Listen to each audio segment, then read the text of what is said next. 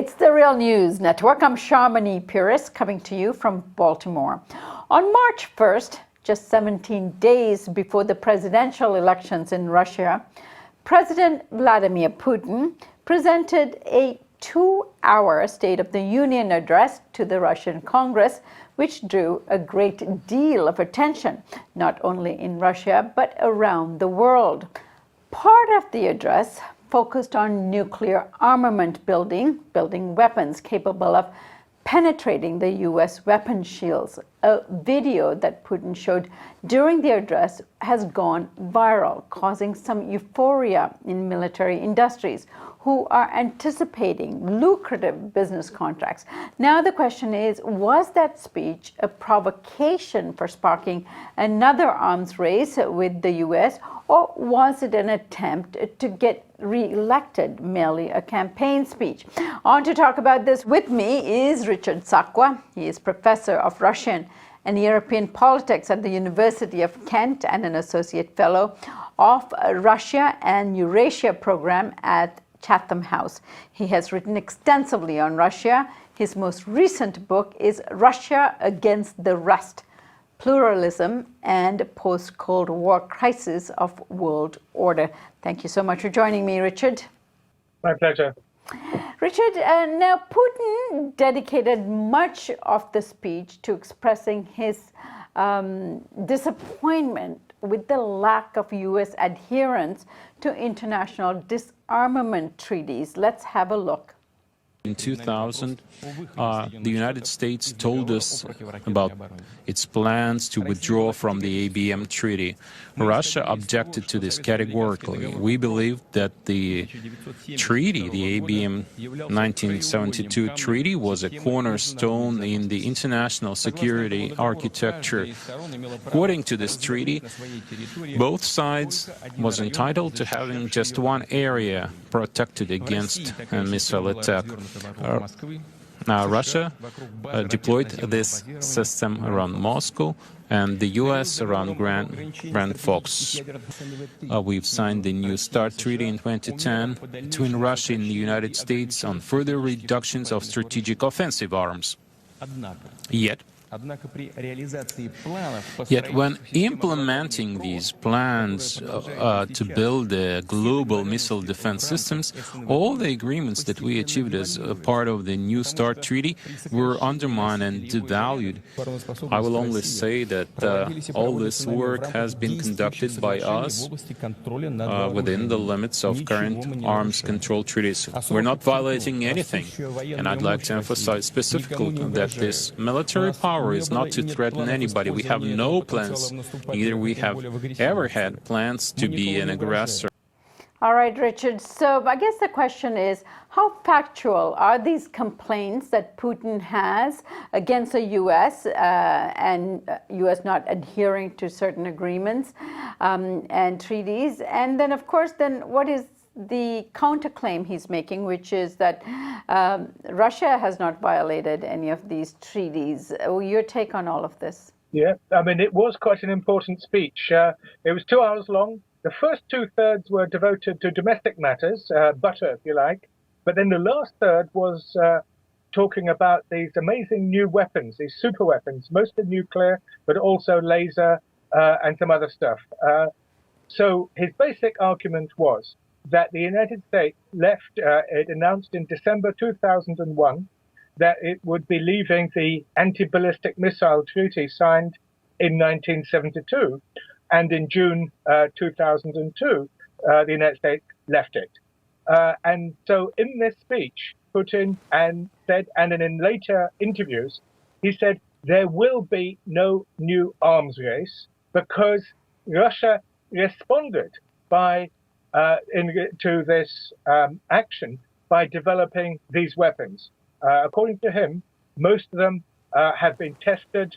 Some of them, like the Sarmat, which is this huge rocket with a massive payload, which is almost undetectable, he argues, with a payload of 10, multiply independent missiles, each 10 times more powerful than the bombs dropped on Hiroshima and Nagasaki. So they've got them, they say. So there's no need to have an arms race. he also argued that the United States leaving the ABM treaty was fundamentally destabilizing because it was a cornerstone of deterrence. The idea that no first strike would get away without a punishment, because obviously the goal for nuclear planners is to be able to deliver a devastating blow which the enemy to which the enemy cannot respond. So Russia did respond. They've done it. So there's no need to enter into another race. More than that, he in later interviews and said, and in fact in this one touched on it, to say that the events in Ukraine, the taking over of Crimea, and in particular Sevastopol, was almost primarily connected with this action, the United States abrogation of the ABM treaty. So this is enormous. So you're absolutely right to be discussing it at this point. It means that we've entered into a whole new territory.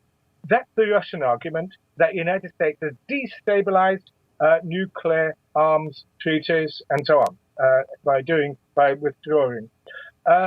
So on the other side, of course, the United States accuses Russia of having infringed the various agreements, in particular the 1987 Intermediate Nuclear Forces one, though the United States has never actually identified or told publicly what they have in mind. There's a number of candidates, so the debate continues on all of that.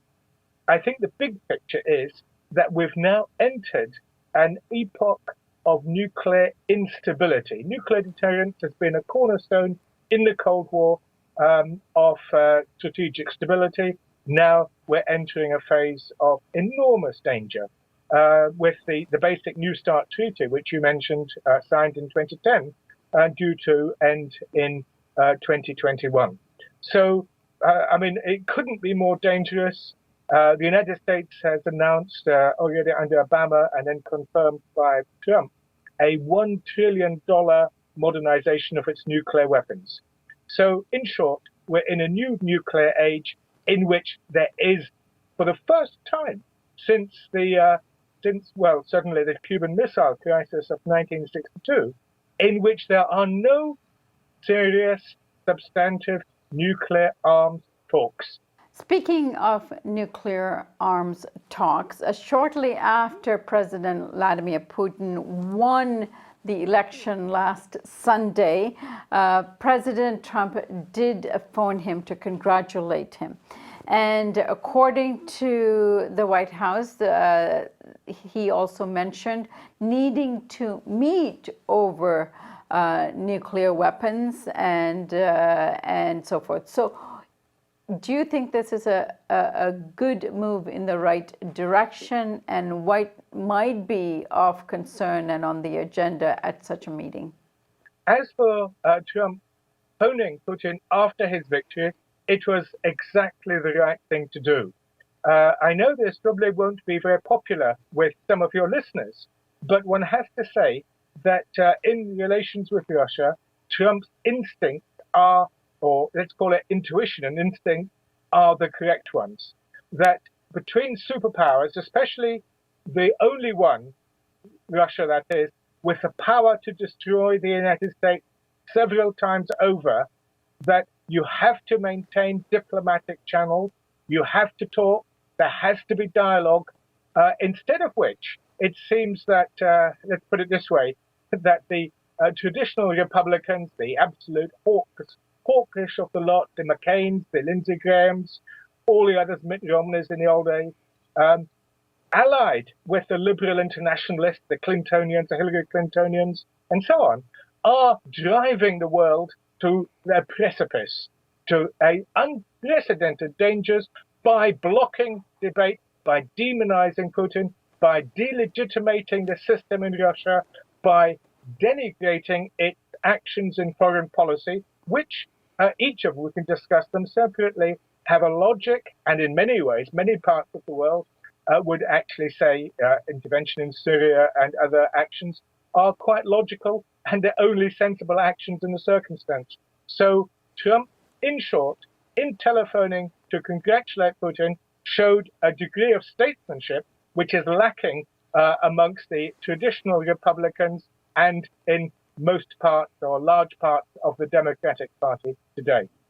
Now, Richard, you said something very interesting earlier in this answer, that Russia has the capability to destroy the United States several times over. Justify that remark. Well, just simply by the fact that even though the START treaty reduced the number of nuclear weapons, there's vast arsenals on both sides, the United States and Russia, including the basic nuclear triad. What Putin announced on the 1st of March basically rendered the land-based, silo-based nuclear missiles that the United States have, basically, they're now not useless, but they could be destroyed easily. Obviously, the United States has got submarine-launched weapons and aircraft-based ones. So obviously, China's obviously got nuclear weapons as well. But the US and Russia have basically parity, even number of weapons across the full 3 major platforms.